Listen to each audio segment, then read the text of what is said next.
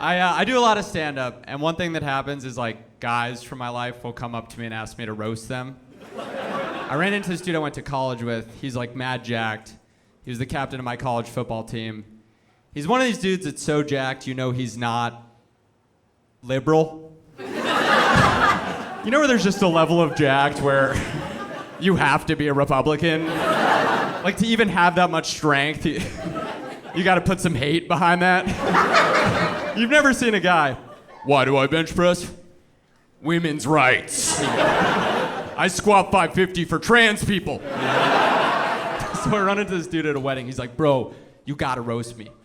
What would your roast to me even be? That I seem so straight on the outside, I'm probably gay on the inside? I was like, what? I was like, that sounds like something you're working through. I didn't even bring that up. Dude, it's so hard to have like an honest, emotional conversation with another straight dude. Because you're like avoiding vulnerability at all costs. You guys know that game, The Floor is Lava? With another straight dude, it's kind of like The Floor is Gay. They'll be like, how's the breakup? You're like, totally fine. I didn't like that bitch at all. She was a whore. I only like guys. That's how straight I am. I'm so straight I don't even like women. Maybe you're gay because you're on the floor and I'm on the stool. Maybe you're gay because you're on the floor and daddy's up here on the stool. I complain about toxic masculinity, and then I also just like lie to my guy friends. Because for a time I'd been falling in love with a girl, and the handsome guy's like, gay. It was all right. We spent like a month together staring into each other's eyes, telling each other our deepest secrets. Whole thing I told my guy friends about her, I just said she has a fat ass. I turned the corner, I was like, fat ass place in my heart, you know. I was like, she's got that hourglass body, which is ironic because time stands still when I'm with her. It was like a very brief relationship. Here's what happened. We hung out every day for a month. We made it official. The day after we made it official, she told me that she has borderline personality disorder. Yeah, I wasn't fired up about it either.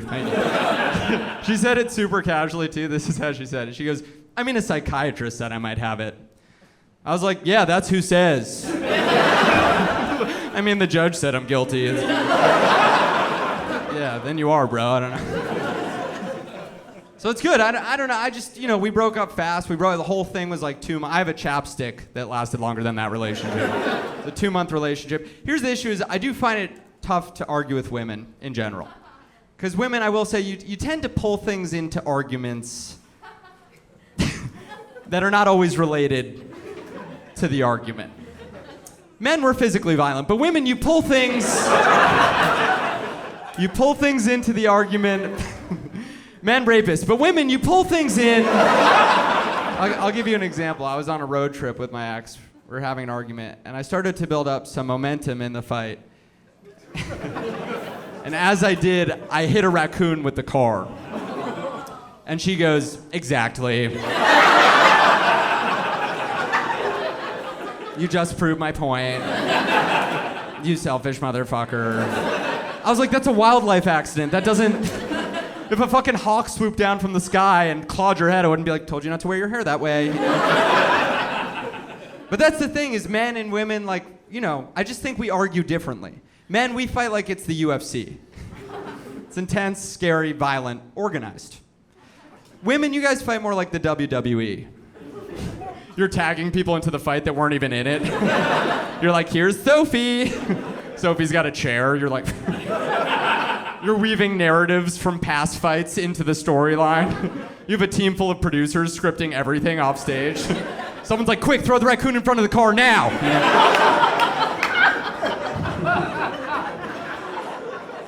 It was a bad relationship. And I was in denial about that, which I will say, I think denial is a very straight dude thing.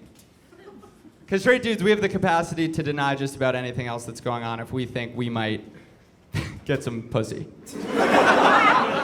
Like, I think if I were on a date and it were going really well and I was afraid that like leaving it would compromise the date, I think I could watch someone drown. How much fun do you guys want to have tonight? Not within arm's reach. I wouldn't be like, grab my hand, psych. These fingers are for Jessica. You think you're wet? Wait till I get back to this date. I'm just saying from like very far down a hallway. You guys are like, that's not better. I think I could watch someone drown and stay on the date. I think I could be like, so you said you're a Gemini, or? I don't know. I like sex a lot, but I'm not good at it, though, I will say. Because I've repeatedly gotten this feedback from women after sex. Stop crying. No. It's enough with the tears now. They say you're so quiet when you come. You're so silent when you come. How are we to know? How are we to know? As if it's like an orgy. How are all 7 of us to know when you're coming? Now they're like, how am I to know that you're coming? I'm like, what do you want me to do? Oh, fuck! Something's happening! I think I'm gonna blow! I'm like, I'm a dude. I can be dead silent, or I can do something performatively masculine. I can be like, babe, I'm close.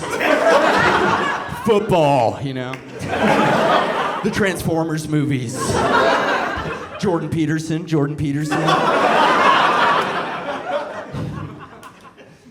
don't know. I think that joke might have pissed some women off.